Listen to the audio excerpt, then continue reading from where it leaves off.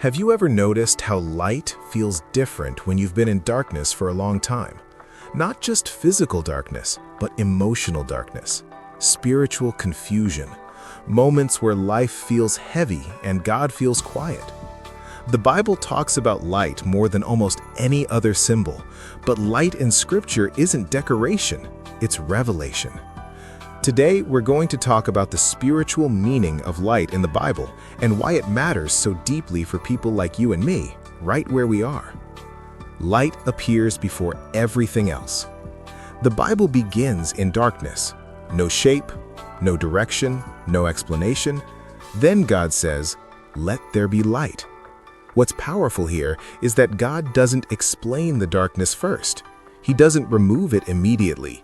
He introduces light into it. Spiritually, this teaches us something important. God often brings presence before answers. If you're waiting for clarity, maybe light has already arrived. You just didn't recognize it yet. Light is how the Bible describes God. Scripture tells us plainly, God is light. In Him there is no darkness at all. This doesn't mean God glows, it means God is pure, truthful, and trustworthy. Light reveals, light exposes, light protects. In the Bible, whenever God draws close, light follows. Fire in the wilderness, glory in the temple, radiance so holy people fall silent.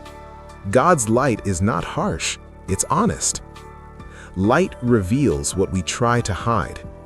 Here's something we don't talk about enough. Light is comforting, but it can also be uncomfortable, because light reveals what we've been avoiding. Your word is a lamp to my feet. Notice, it doesn't say a spotlight, it says a lamp.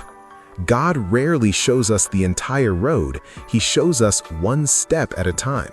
And sometimes, faith is just trusting the next step. Jesus, the light that entered darkness. Everything about light in the Bible leads to Jesus. Jesus didn't say He brings light, He said, "I am the light of the world." Jesus didn't avoid human pain, He stepped into it. Loneliness, rejection, grief, death. Christianity doesn't promise a life without darkness.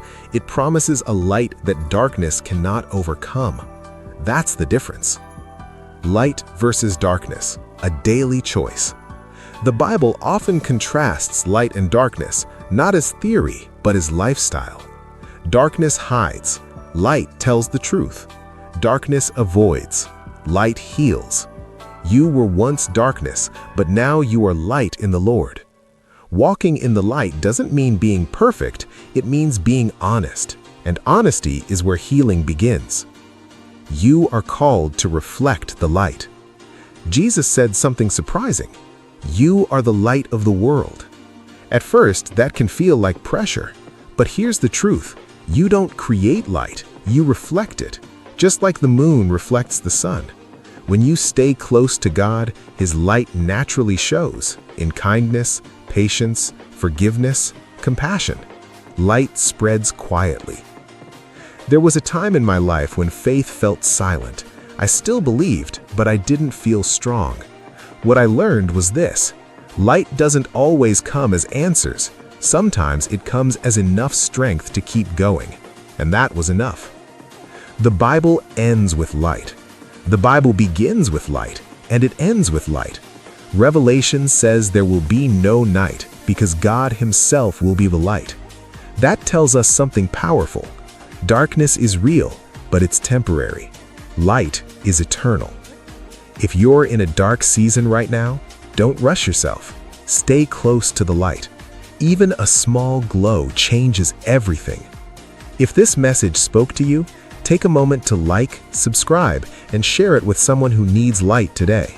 And remember, God's light has not forgotten you.